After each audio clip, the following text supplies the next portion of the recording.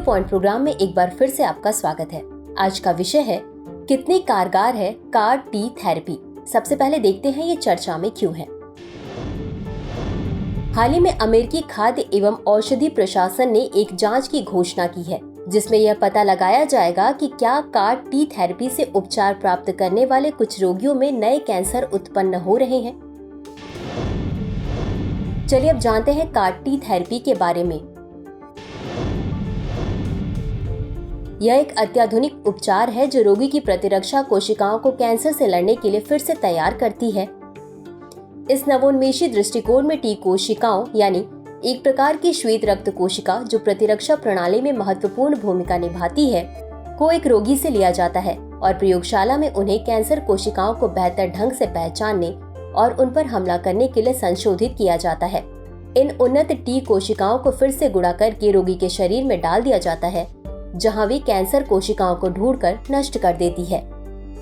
Car T कोशिका therapy को leukaemia यानी श्वेत रक्त कोशिकाओं का उत्पादन करने वाली कोशिकाओं से उत्पन्न होने वाला कैंसर और लिम्फोमा यानी लसिका तंत्र से उत्पन्न होने वाला कैंसर के लिए अनुमोदित किया गया है।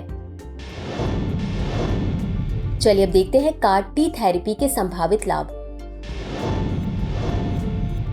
कैंसर से उच्च बचाव दर। कैंसर वाले कुछ रोगियों के लिए जिन पर अन्य उपचारों का कोई प्रभाव नहीं पड़ा है, कार टी थेरेपी से कैंसर से बचाव की दर बढ़ सकती है।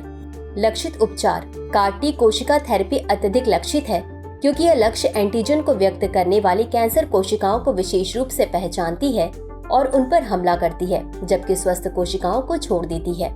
उच्च प्रभावकारिता। कार टी कोशिका थेरेपी ने उल्लेखनीय प्रभावकारिता दिखाई है, विशेष रूप से कुछ प्रकार के रक्त कैंसर जैसे कि acute lymphoblastic leukaemia, chronic lymphocytic leukaemia और नॉन हॉजकिन लिम्फोमा के रोगियों में। व्यक्तिगत चिकित्सा। कार टी कोशिका थेरेपी को प्रत्येक रोगी के लिए अनुकूलित किया जा सकता है। इसके लिए टी कोशिकाओं को इस प्रकार तैयार किया जाता है कि वे कैंसर कोशिकाओं पर उपस्थित विशिष्ट एंटीजनों को लक्षित कर सके।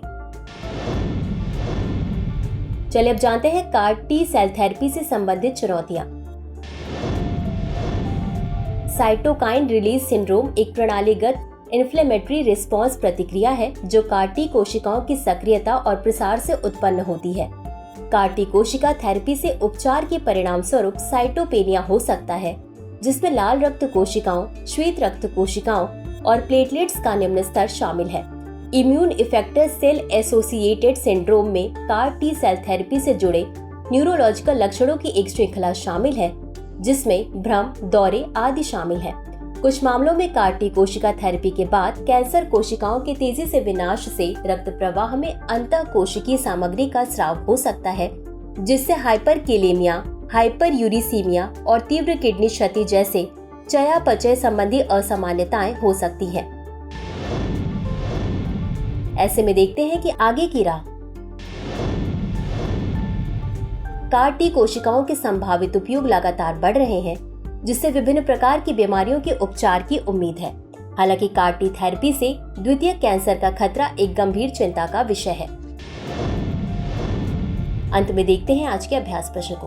कार टी सेल थेरेपी के संदर्भ में निम्नलिखित कथनों पर विचार कीजिए। 1. यह थेरेपी एक अत्याधुनिक उपचार है जो रोगी की प्रतिरक्षा कोशिकाओं को कैंसर से लड़ने के लिए फिर से तैयार करती है। 2. Cytokine release syndrome car T कोशिकाओं की सक्रियता और प्रसार से शुरू होता है। उपर्युक्त में से कौन सा या कौन से कथन सही है या सही है? A केवल 1, B केवल 2, C 1 और 2 दोनों, D न तो 1 और न ही 2। इस प्रश्न का उत्तर कमेंट बॉक्स में जरूर दें। अभी के लिए बस इतना ही। धन्यवाद।